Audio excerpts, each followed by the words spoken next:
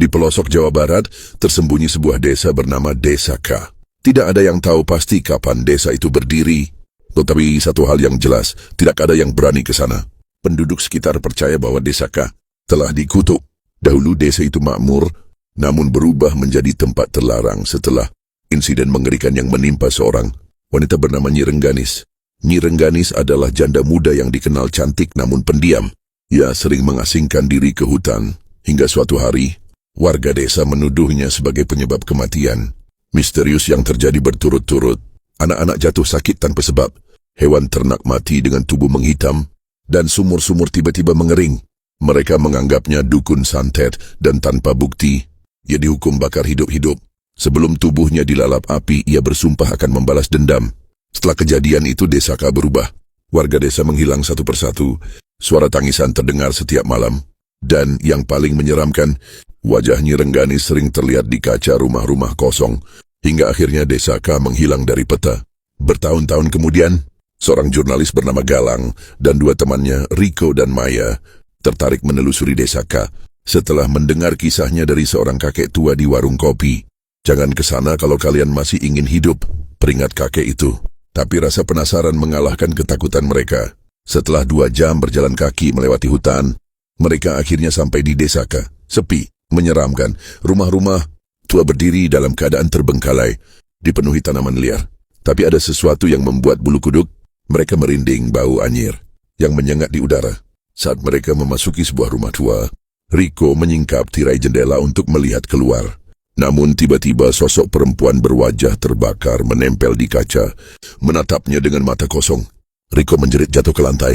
Galang dan Maya menoleh ke jendela, tapi sosok itu telah menghilang. Malam itu mereka memutuskan untuk bermalam di rumah tersebut. Namun tepat pukul 12 malam, suara langkah kaki menyeret terdengar di luar rumah.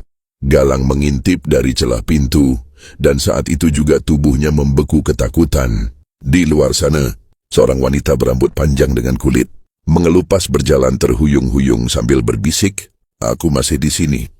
Tiba-tiba pintu terbuka sendiri dengan keras. Pintu itu terbuka sendiri dengan suara berderak. Lilin yang mereka nyalakan berkedip-kedip, lalu mati bersamaan. Dalam gelap, terdengar suara bisikan lirih yang berubah menjadi jeritan panjang. Galang, Riko, dan Maya terpaku di sudut ruangan. Sosok Nyi Rengganis kini berdiri di ambang pintu, matanya hitam pekat, tubuhnya penuh luka bakar, dan bibirnya menyeringai lebar. "Kalian tak seharusnya datang ke sini."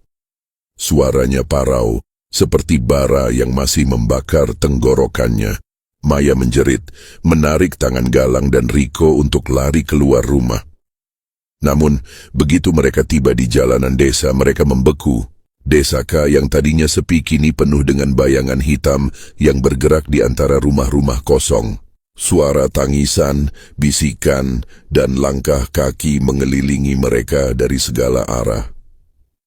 Nyi Rengganis melayang di udara, rambutnya menjuntai ke tanah, matanya menatap mereka penuh dendam.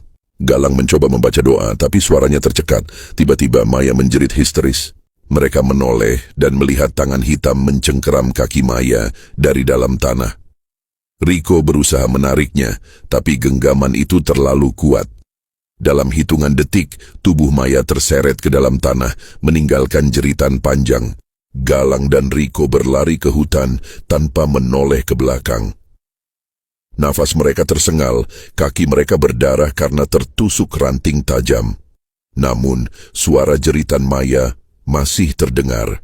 Setelah berlari tanpa henti, mereka melihat cahaya jalan raya.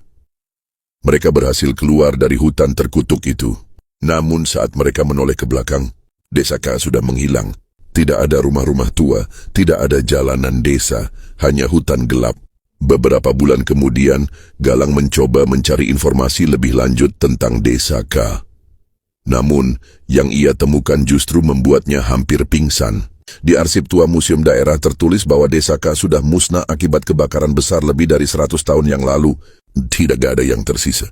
Namun di antara dokumen lama, Galang menemukan satu foto yang membuatnya ketakutan.